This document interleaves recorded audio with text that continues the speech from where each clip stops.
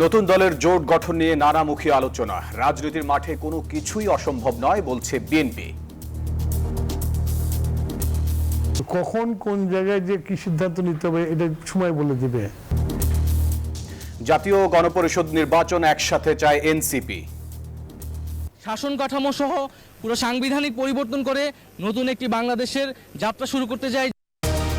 দর্শক দেখছিলেন প্রধান শিরোনাম। এবারে জানাবো অন্যান্য শিরোনামগুলো। গুমের দায় ব্যক্তির বাহিনীর নয় বলছে কমিশন। ভারতের বন্দীদের কেউ গুম কিনা খতিয়ে দেখা হচ্ছে। বগুড়া পুলিশ লাইন্সেও গোপন বন্দিশালা। শিক্ষা উপদেষ্টার দায়িত্ব পাচ্ছেন অধ্যাপক সিআর আবরার। কাল বঙ্গভবনের শপথ। স্কুলে ভর্তিতে ৫% কোটার আদেশ বাতিল। ট্রাম্পের $29 মিলিয়ন অর্থায়নের অভিযোগ সত্য নয় দাবি পররাষ্ট্র উপদেষ্টার। ভারতের সঙ্গে ওয়ার্কিং রিলেশন চায় বাংলাদেশ। চাইলেই কেউ ব্যাংকের পরিচালক হতে পারবেন না, কঠোর হচ্ছে নীতিমালা, জানালেন গভর্নর। রাজস্ব আয় বাড়লে প্রয়োজন হবে না IMF এর ঋণ। স্বাগত নিউজ 24 সংবাদের সাথে আছি আমি তানিয়া হারুন এবং আমি ফয়সাল মাহমুদ। দর্শক দেখছিলেন অন্যান্য শিরোনামগুলো। যাচ্ছি পুরো খবরে। ভোটের সমীকরণে বাড়তি গুরুত্ব পাচ্ছে জোটের রাজনীতি। এছাড়া বিএনপির সঙ্গে ছাত্রদের নতুন দলের জোট গড়ার গুঞ্জনও আছে নানা মহলে। বিএনপি নেতাদের বক্তব্য কিছুটা রহস্যময়, বলছেন রাজনীতির মাঠে উড়িয়ে দেয়া যায় না কোনো সম্ভাবনা। যদিও এনসিপি নেতাদের মত, নতুন রাজনৈতিক বন্দোবস্তে নিজেদের অবস্থান শক্ত করতে এককভাবে নির্বাচনের প্রস্তুতি নিচ্ছেন তারা। বিস্তারিত জানাচ্ছেন মারুফা রহমান। 28 ফেব্রুয়ারি আড়ম্বরপূর্ণ আনুষ্ঠানিকতায় যাত্রা শুরু করে জুলাই বিপ্লবীদের নতুন দল জাতীয় নাগরিক পার্টি কিংবা এনসিপি। বাংলাদেশ নিয়ে যে স্বপ্নগুলো দেখেছিলাম সেগুলো আমরা বাস্তবায়ন করতে চাই। রাজনীতির অঙ্গনে আলোচনার তুঙ্গে থাকা এই দল নিয়ে এখন নতুন আলোচনা। নির্বাচনী মেরুকরণে কোন জোটে ভিড়ছে এনসিপি। ছাত্রদের নতুন দলের সঙ্গে বিএনপির রাজনৈতিক বোঝাপড়া এখনো বিবেচনায় আছে বলেও বলছেন বিএনপি নেতারা। যখন নির্বাচনের দিন তারিখ স্পষ্ট হয় আমাদের কাছে, আমরা নিশ্চিত হব, তখনই জোট চূড়ান্ত করার জন্য পদক্ষেপ নেওয়া হবে। তো কখন কোন জায়গায় যে কি সিদ্ধান্ত নিতে হবে এটা সময় বলে দিবে। এখন পর্যন্ত আমরা মানে যেটা বলেছে আমাদের চেয়ারম্যান সাহেব বলেছে যে আমরা এবং আমাদের যুগপৎ আন্দোলনে যারা ছিল তাদের সাথে আলোচনা করেই আমরা নির্বাচনের টিকিটগুলো দেবো আর কি। তবে তারা বলছেন জোটের ক্ষেত্রে আগে প্রাধান্য পাবে যুগপৎ আন্দোলনে থাকা দলগুলো, এরপর ছাত্ররা। এমনকি জামায়াতে ইসলামের সাথেও জোটের সম্ভাবনা উড়িয়ে দিচ্ছেন না তারা। বিএনপি তো বহুদলীয় গণতন্ত্রে বিশ্বাস করে, তারা নতুন দল করেছে, ভালো। তাদের আকাঙ্ক্ষা প্রত্যাশার ফল এটা হয়েছে। জনগণের কাছ থেকে তাদের যে আস্থা আছে কিনা সে জানতে হবে, তখন তো বুঝতে পারবে যে তারা দল করে কতখানি জনগণের কাছে যেতে পেরেছে। যারা হাসিনার এই ফ্যাসিস্ট দলের বিরুদ্ধে, স্বৈরতন্ত্রের বিরুদ্ধে সংগ্রাম করেছে, তাদের মধ্যে একটা অলিখিত মৈত্রী বন্ধন তো থাকবেই। জামাত ইসলামীও তারা শৃঙ্খলাবদ্ধ দল, তারা কথাবার্তা মেপে টেপেই বলে। যদিও এনসিপির উত্তরাঞ্চলীয় মুখ্য সংগঠক সার্জিস আলম বলছেন নতুন রাজনৈতিক বন্দোবস্ততে নিজেদের অবস্থান শক্ত করতে আসন্ন নির্বাচনে 300 আসনের প্রার্থী দিতে চান তারা। বাংলাদেশের 300টা আসনই তো খুনি হাসিনা ঘেরে বসেছিল। তো সেই খুনি হাসিনা রেজিমকে যদি এবং তাকে যদি উৎখাত করা যায়, তাহলে আমরা আমাদের জায়গা থেকে যদি আমাদের ওই সততা, নেতৃত্ব, শ্রম এটাকে ঠিকমতো কাজে লাগাতে পারি, তাহলে আমরা আমাদের জায়গা থেকে 300টা আসনে ফাইট দিতে পারবো। এবং এখন পর্যন্ত আমরা সেই লক্ষ্যকে সামনে নিয়ে কাজ করছি। আমরা কি সবাই প্রতিজ্ঞা করছি? তবে জোট প্রশ্নে শেষ পর্যন্ত কি হয় তা এখনো বলার সময় আসেনি বলেও মন্তব্য করেন ছাত্রদের নতুন সংগঠনের এই নেতা। মারুফা রহমান, নিউজ 24, ঢাকা। শুধু সরকার পরিবর্তনের জন্য ছাত্র জনতা 24-এর অভ্যুত্থানে রক্ত দেয়নি, এমনটি মন্তব্য করেছেন জাতীয় নাগরিক পার্টির আহ্বায়ক নাহিদ ইসলাম। জন আকাঙ্ক্ষা পূরণে নতুন প্রজাতন্ত্র বিনির্মাণ ও নতুন সংবিধান প্রণয়নের বিকল্প নেই বলেও জানান তিনি। তিনি আরো বলেন জাতীয় নির্বাচনের আগেই গণপরিষদ নির্বাচন দিতে হবে। এ সময় গণহত্যার দায়ে শেখ হাসিনা ও তার দোসরদের দ্রুত বিচার দাবি করেন নবগঠিত দলটির নেতারা। গত 28 ফেব্রুয়ারি রাজধানীর মানিক মিয়া অ্যাভিনিউয়ে বিশাল সমাবেশের মধ্য দিয়ে নতুন রাজনৈতিক দল হিসাবে আনুষ্ঠানিকভাবে যাত্রা শুরু করে জাতীয় নাগরিক পার্টি। প্রতিষ্ঠার পর প্রথম কর্মসূচির অংশ হিসেবে জাতির শ্রেষ্ঠ সন্তান বীর মুক্তিযোদ্ধাদের প্রতি শ্রদ্ধা নিবেদনের মাধ্যমে রাজনৈতিক কার্যক্রম শুরু করল দলটি। মঙ্গলবার সকালে সাভার জাতীয় স্মৃতিসৌধে শ্রদ্ধা নিবেদন করেন দলটির শীর্ষ নেতারা। এরপর রায়ের বাজারে ছাত্র জনতার 24-এর অভ্যুত্থানে শহীদদের প্রতি শ্রদ্ধা ও আত্মার মাগফেরাত কামনা করে দোয়া করেন তারা। স্মৃতিসৌধে শ্রদ্ধা নিবেদন শেষে দলটির আহ্বায়ক নাহিদ ইসলাম বলেন, শুধু সরকার পরিবর্তন নয়, শাসন কাঠামো সহ সংবিধান পরিবর্তন করে নতুন বাংলাদেশ গড়তে চায় জাতীয় নাগরিক পার্টি এনসিপি। 24 সালে গণ অভ্যুত্থান হয়েছে, ছাত্র জনতা রক্ত দিয়েছে।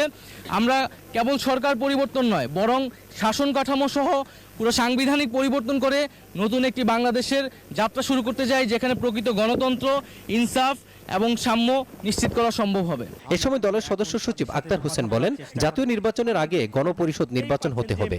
এতে যারা বিজয়ী হবে পরবর্তীতে তারাই সংসদ সদস্য হিসাবে দায়িত্ব পালন করবে।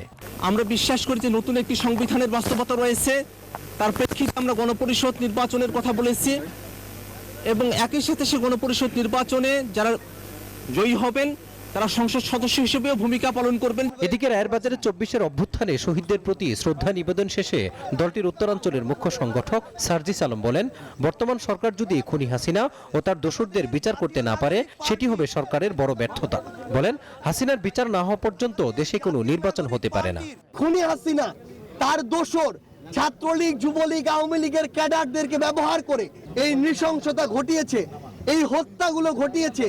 সেই খুনি হাসিনা এবং তাদের বিচার না হওয়া পর্যন্ত বাংলাদেশের কোনো মানুষ, কোনো রাজনৈতিক দল যেন অন্য কোনো বিষয় নিয়ে বাংলাদেশে কথা না বলে। দলটির নেতারা জানান, মহান মুক্তিযুদ্ধ সহ 24-এর চেতনা বাস্তবায়নই হবে তাদের মূল উদ্দেশ্য। মাজহারুল ইসলাম, নিউজ 24, ঢাকা। ভারতে বন্দী থাকা ব্যক্তিদের মধ্যে গুম হওয়ারা আছে কিনা তার অনুসন্ধান করছে গুম কমিশন। এরই মধ্যে প্রায় 1067 জনের তালিকা এসেছে কমিশনের হাতে। মঙ্গলবার সকালে কমিশনের কার্যালয়ে গণমাধ্যমকে এসব তথ্য জানানো হয়। বলেন, গুমের দায় ব্যক্তির বাহিনীর নয়। কমিশনের এক সদস্য জানান, বগুড়া পুলিশ লাইন্সেও গোপন বন্দিশালার সন্ধান মিলেছে। গেল 17 বছরে গুম হওয়া ব্যক্তিরা 5 আগস্টের পর একে একে ফিরতে শুরু করেন। বেরিয়ে আসে টর্চার সেল আয়নাঘরের নাম। গুম হওয়াদের বিষয়ে সবশেষ অবস্থা জানাতে গুম কমিশনের এই সংবাদ সম্মেলন। বলছে 1752টি অভিযোগ জমা পড়েছে, যাচাই বাছাই হয়েছে প্রায় 1000টির। 280 জন অভিযোগকারী ও বিভিন্ন বাহিনীর 45 জনের সাক্ষাৎকার নেওয়া হয়েছে। আর ফিরে না আসা 330 জনের বিষয়ে অনুসন্ধান চলছে। কমিশনের প্রধান জানান, প্রতিটি বাহিনীরই কিছু সদস্য গুমের সঙ্গে জড়িত, তবে পুরো বাহিনীকে আতঙ্কগ্রস্ত না হওয়ার আহ্বান জানান কমিশন প্রধান। বাহিনী প্যানিক স্ট্রিকেন হওয়ার কোনো কারণ নাই, বা কারণ এই জন্য কারণ নাই কারণ এটা যেসব সদস্যরা গুমের সাথে জড়িত এটা তাদের পার্সোনাল ক্রিমিনাল লায়াবিলিটি, এবং কোনো বাহিনী এইসব সেই পার্সোনাল ক্রিমিনাল লায়াবিলিটিকে ওন করা ঠিক না। কমিশনের সদস্য নূর খান লিটন জানান, বগুড়ায় পুলিশ লাইন্সের ভিতরেও গোপন কারাগারের মতো বন্দিশালা ছিল। পুলিশ লাইনের ভিতরে কারাগারের মতো গোপন বন্দিশালা তৈরি করে রাখা হচ্ছে, যেটি একেবারেই অ্যাবসার্ড একটা ব্যাপার, কিন্তু সেটিও আমরা বগুড়ায় পেয়েছি। আরো আমাদের ধারণা আরো অনেক ক্ষেত্রে আমরা এই ধরনের পাবো। এগুলো গত 15 বছরের মধ্যেই বানানো হয়েছে, সম্ভবত গত 10-12 বছরই। এবং শুধু তাই না, এখানে বিভিন্ন জেলার থেকে বন্দীদেরকে এনে রাখা হতো, নির্যাতন করা হতো জিজ্ঞাসাবাদের নামে, এবং এখান থেকেও অনেকে মৃত্যুর ঘটনা ঘটতে পারে। বর্তমানে বিভিন্ন পদে থাকা অনেকেই গুমের সাথে জড়িত থাকা অভিযুক্তদের পক্ষে থাকার চেষ্টা করে নিজেরাও ফৌজদারি অপরাধে জড়িয়ে পড়ছে, যা না করার আহ্বান জানায় গুম সংক্রান্ত তদন্ত কমিশন। নাইন আলচিকো, নিউজ 24, ঢাকা। শিক্ষা উপদেষ্টা হিসেবে শপথ নিচ্ছেন অধ্যাপক CR আবরার। বুধবার বঙ্গভবনে অনুষ্ঠিত হবে তার শপথ অনুষ্ঠান। উপদেষ্টা পরিষদের বৈঠক শেষে কথা জানান বন, পরিবেশ এবং জলবায়ু বিষয়ক উপদেষ্টা সৈয়দা রিজওয়ানা হাসান। তিনি জানিয়েছেন, আইন শৃঙ্খলা রক্ষা, বিশেষ করে মব জাস্টিস প্রতিরোধে কঠোর অবস্থানে আছে সরকার।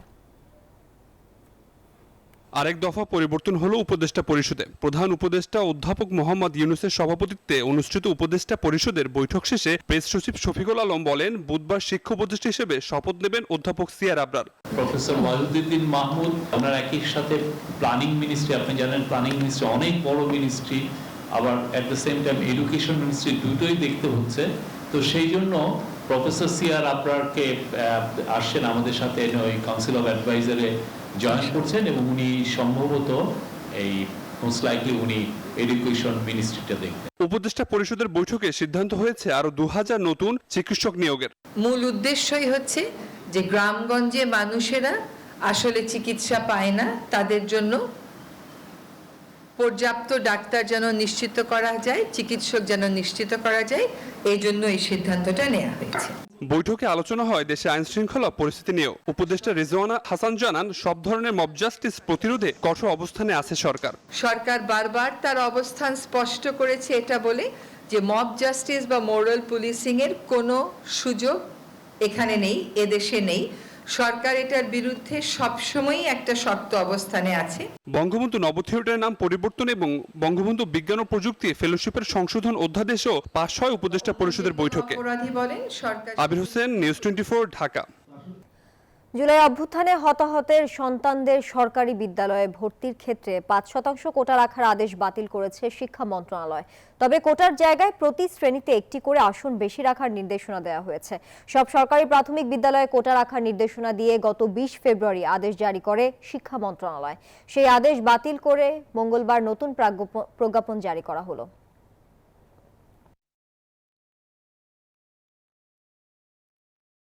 জাতীয় পরিচয়পত্র নিবন্ধন বা এনআইডি সেবা নির্বাচন কমিশনের কাছেই থাকা উচিত বলে মনে করেন সিএসি এএমএম নাসিরউদ্দিন। নির্বাচন কমিশন সচিব বলেন, এনআইডি সেবা ইসির কাছে থাকছে না এমন কথা জানা নেই। তবে ইসি থেকে জাতীয় পরিচয় নিবন্ধন অনুবিভাগ সরাতে সিভিল রেজিস্ট্রেশন নামে আলাদা কমিশন তৈরি করা হচ্ছে, যার খসড়ার নীতিগত অনুমোদনও করেছে মন্ত্রিপরিষদ বিভাগ। জাতীয় পরিচয়পত্র তৈরির দায়িত্ব কি নির্বাচন কমিশনে থাকবে নাকি থাকবে না, এই বিতর্ক ছিল বিগত সরকারের আমলেই। সে সময় একবার স্বরাষ্ট্র মন্ত্রণালয়কে এনআইডি তৈরির দায়িত্ব দেওয়ার সিদ্ধান্ত হয়, সেই অনুযায়ী হয় আইনও। কিন্তু শেষ মুহূর্তে সেই সিদ্ধান্ত থেকে সরে আসে সরকার। অন্তর্বর্তীকালীন সরকারও সেই পথেই হাঁটল। জাতীয় পরিচয়পত্র, জন্ম নিবন্ধন সহ বিভিন্ন নিবন্ধনের জন্য সিভিল রেজিস্ট্রেশন কমিশন অধ্যাদেশ 2025 নামে একটি স্বতন্ত্র কমিশন গঠন করতে যাচ্ছে সরকার, যার খসড়ার নীতিগত অনুমোদনও দেওয়া হয়েছে। কথা শোনার পর ইসি সচিব জানান, এখনই এই দায়িত্ব ইসি থেকে সরিয়ে নেওয়া হবে এমন কথা জানা নেই। এনআইডি নির্বাচন কমিশন সচিবালয় থেকে নিয়ে যাওয়ার কোনো প্রক্রিয়া সম্পর্কে আমি কিছু স্পষ্ট করে জানি না। এনআইডির কাঠামোগত অবস্থানটা আরো একটু ব্যাপ্ত করার জন্য, স্প্রেডটা আরো একটু বাড়ানোর জন্য কি ব্যবস্থা নেওয়া যেতে পারে, এটার ব্যাপারে ক্যাবিনেট ডিভিশন একটা উদ্যোগ নিয়েছে। সেই ক্যাবিনেট ডিভিশনে এই জিনিসটা আলোচনা চলছে। পরে প্রধান নির্বাচন কমিশনার এএমএম নাসিরউদ্দিন বলেন, এনআইডি বিভাগ ইসির অধীনেই থাকা উচিত। এ বিষয়ে সরকারের কাছে লিখিত বক্তব্য জানানো হবে। আমি বিশ্বাস করি আমাদের মতামতের গুরুত্ব দেওয়া হবে। আমাদের কমিশনের একটা মতামত আসবে, এটা আমরা লিখিতভাবে জানাবো। যদি আমি জিনিসটা পাওয়ার পরে আমরা কেন এটা আমাদের এখানে রাখা দরকার, এগুলো আমরা বলেছি। সরকার তাদের সঙ্গে আলোচনা ছাড়া এই সিদ্ধান্ত নেবে না বলে মনে করেন তিনি। সরকার নির্বাচন কমিশনের সাথে আলোচনা না করে কোনো এদের একটা মেজর সিদ্ধান্ত নেবে না বলে আমার বিশ্বাস। এটা এমন না যে শুধু এনআইডিটা আমাদের থেকে নিয়ে গেল আর সবকিছু হয়ে গেল, এমন তো না, এমন হওয়া উচিত না। 2007 সাল থেকে নির্বাচন কমিশনই এনআইডি তৈরির কাজ করছে। অন্তরা বিশ্বাস, নিউজ 24, ঢাকা। ব্যাংকের পরিচালক নিয়োগের নীতিমালা কঠোর হচ্ছে বলে জানালেন governor doctor Ahsan H Mansur. সকালে রাজধানীর স্কাটনে আয়োজিত এক আলোচনা সভায় গভর্নর বলেন, রাজস্ব আয় বাড়াতে পারলে আইএমএফ এর ঋণের দিকে তাকাতে হবে না বাংলাদেশকে। দুর্বল ব্যাংকগুলো পুরোপুরি ঘুরে দাঁড়াতে 5 থেকে 10 বছর সময় লাগতে পারে বলে মন্তব্য করেন গভর্নর। অন্তর্বর্তী সরকার থাকতে থাকতেই কেন্দ্রীয় ব্যাংকের স্বায়ত্তশাসন ফিরিয়ে আনা হবে বলেও আশ্বাস দেন গভর্নর। আইনের ফাঁক ফোকরে কয়েকটি পরিবারকে ব্যাংক লুটের সুযোগ করে দিয়েছিল বিগত আওয়ামী লীগ সরকার। এর দায় যেমন বিতর্কিত উদ্যোক্তাদের, তেমনি ব্যাংকারদেরও। মঙ্গলবার রাজধানীতে আয়োজিত এক সেমিনারে ব্যাংকাররা দায় এড়াতে চাইলেও প্রতিবাদ করেন বর্তমানে একটি ব্যাংকের দায়িত্বে থাকা ইসলামী ব্যাংকের সাবেক এমডি। যারা নাকি 100 টাকা নিয়ে ব্যাংকে অ্যাকাউন্ট খোলার মতো সামর্থ্য নাই, সেই ধরনের লোকদেরকে দিয়ে কিন্তু 100, 150, 200, 300 কোটি টাকার বিনিয়োগ তাদেরকে দেওয়া হয়েছে। এবং সেটা কারা করেছে? আমরা করেছি, আমরা ব্যাংকাররা করেছি। পরে বাংলাদেশ ব্যাংক গভর্নরও বলেন কারোরই দায় এড়ানোর সুযোগ নেই। জানান আগামীতে চাইলেই যে কেউ ব্যাংকের পরিচালক হতে পারবেন না। কে বসিয়ে দিচ্ছে, মেয়েকে বসিয়ে দিচ্ছে, অমুককে বসিয়ে দিচ্ছে, without the proper qualification, experience, age, কোনো কিছু ছাড়া এগুলো হয়ে যাচ্ছে। এই জিনিসগুলো যেন না হয় সেটার ব্যাপারে হ্যাঁ, ইন্ডিপেন্ডেন্ট ডাইরেক্টরদের বেলায় আমরা প্যানেল অলরেডি করা শুরু হয়ে গেছে। গভর্নর জানান গেল 6 মাসে কেন্দ্রীয় ব্যাংকের নেয়া নীতিগুলো কাজ করতে শুরু করেছে। রাজস্ব বাড়ানো গেলে IMF ঋণের দরকার হবে না। And our financial position is very strong. Only area that we are weak is the budget, and revenue is the only solution for that. We have to work on that. তাহলে পরে আমাদের কোনো IMF থেকে তাকাতে হবে। I already told IMF I don't need your money. ব্যাংকে লুট হওয়া সম্পদ উদ্ধারে আলাদা টাস্কফোর্স কাজ করছে উল্লেখ করে গভর্নর বলেন লুপাটকারীদের ব্যাংকের শেয়ার বাজেয়াপ্ত করে পাওনা আদায় করা হবে।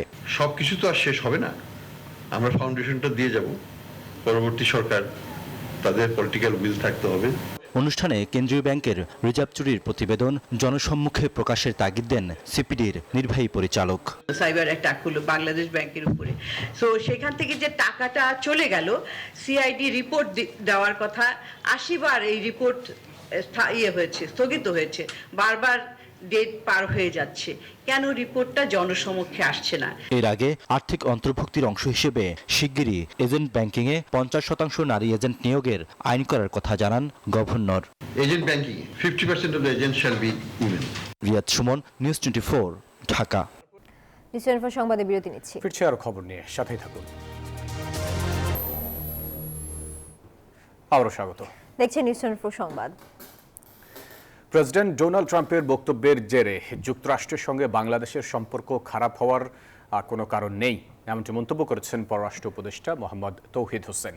মঙ্গলবার সাংবাদিকদের এই কথা জানিয়েছেন তিনি।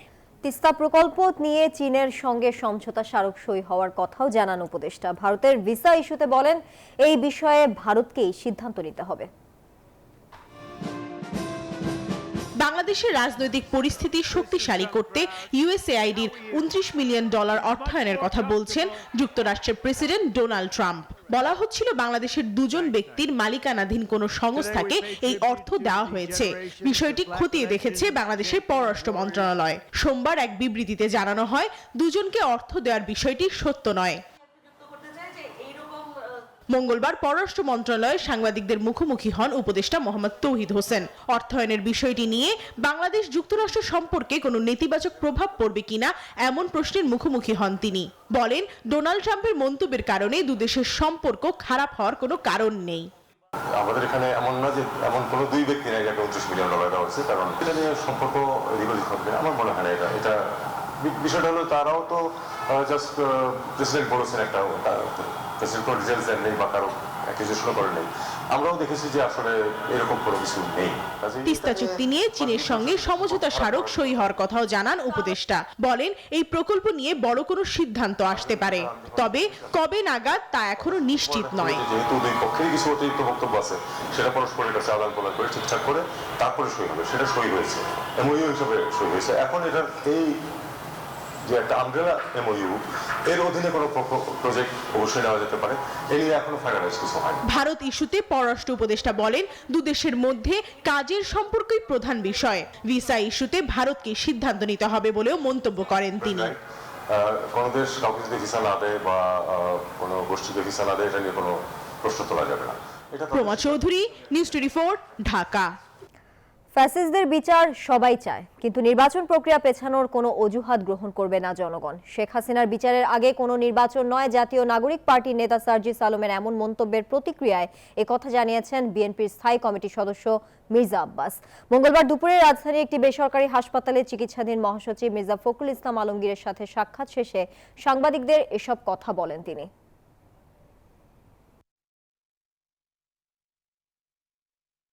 আওয়ামী লীগের এবং আওয়ামী ফ্যাসিস্ট সরকারের বিচার বিএনপি চায়, আমি চাই, সবাই চায়। আমার মনে হচ্ছে কিছু কিছু লোক নির্বাচন প্রক্রিয়া পিছিয়ে দেওয়ার জন্য, নির্বাচন না করার জন্য একটা অজুহাত তৈরি করার পায়তারা করতেছেন, সৃষ্টি করতেছেন। এটার মধ্যে দেশি বিদেশি চক্রান্ত কাজ করতেছে। দেশি গরু ছাগল বিদেশি ও উচ্চবংশীয় বলে প্রচার করতেন সাদিক অ্যাগ্রোর মালিক ইমরান হোসেন। প্রতারণা, চোরাচালান ও জালিয়াতির মাধ্যমে 133 কোটি টাকা বিদেশে পাচার করেছেন তিনি, এমন প্রমাণ পেয়েছে সিআইডি। মঙ্গলবার বিকেলে সংবাদ সম্মেলন করে এসব তথ্য জানানো হয়। এদিকে আদালতে ইমরান হোসেনের বিরুদ্ধে আনা সব অভিযোগ মিথ্যা দাবি করেন তার আইনজীবী। 15 লাখ টাকার ছাগল কিংবা দানব আকৃতির ব্রাহ্মা জাতের গরু কুরবানির বাজারে তুলে আলোচনায় আসে সাদিক অ্যাগ্রো। অভিযোগ বলছে অনুমোদনহীন ব্রাহ্মা জাতের গরু আমদানি করেছেন এই খামারের মালিক ইমরান হোসেন। রয়েছে আরো নানা অভিযোগ। তদন্তে নামে পুলিশের অপরাধ তদন্ত বিভাগ। বেরিয়ে আসে থলের বিড়াল। সিআইডি বলছে চোরাচালান, প্রতারণা ও জালিয়াতির মাধ্যমে বিপুল অর্থ বিদেশে পাচার করেছেন সাদিক অ্যাগ্রোর মালিক। অবৈধভাবে চোরাচালানির মাধ্যমে গরু আমদানি এবং বিভিন্ন জালিয়াতি এবং প্রতারণার অভিযোগে তাকে গ্রেপ্তার করা হয়েছে। গরু ছাগল কোন জাতের? সাধারণত সেই প্রশ্নই থাকে সবার মনে। তবে সাদিক অ্যাগ্রো দেখতো বংশ হিসেবে, অর্থাৎ তারা বলতো উচ্চ বংশের গরু ছাগল। দেশি জাতের গরু ছাগল দিয়েও চলতো প্রতারণা। সরকারের যে নীতিমালা রয়েছে, নীতিমালার বাইরে গিয়ে উনি ব্রাহ্মা জাতের বেশ কয়েকটি গরু, প্রায় 15টি গরু দেশে আমদানি করেছেন। এই গরুগুলো আমদানির আড়ালে আমরা যেটা জানতে পেরেছি যে প্রায় 86 লক্ষ টাকা উনি দেশের বাইরে অর্থ পাচার করেছেন। রাজধানীর মোহাম্মদপুরের বেড়িবাঁধ এলাকায় খাল ভরাট ও জবরদখলের অভিযোগও রয়েছে ইমরানের বিরুদ্ধে। সোমবার তাকে গ্রেফতার করা হয়, তারপর আদালতে তোলা হলে কারাগারে পাঠান বিচারক। যদিও আদালতে সাদিক এগ্রোর মালিক ইমরান হোসেনকে নির্দোষ দাবি করেন তার আইনজীবী। ব্রাহ্মা জাতের যে গরুগুলো মাংস হয় প্রায় 5 থেকে 10 মণ, এই গরুগুলো যদি বাংলাদেশে একবারেই চলমান থাকে তাহলে বাংলাদেশে যে ন্যাচারাল গরু আছে এই গরুগুলো চলবে না। এই জন্য তারা একটা মব তৈরি করে এই ইমরান সাহেবকে আজকে এখানে ফাঁসানো হয়েছে। মাসুদ সুমন, নিউজ 24, ঢাকা। আরো একটা বিরতির সময় হলো, সাথে থাকুন। আবারও স্বাগত নিউজ 24 সংবাদে। এবারে অর্থ বাণিজ্যের খবর।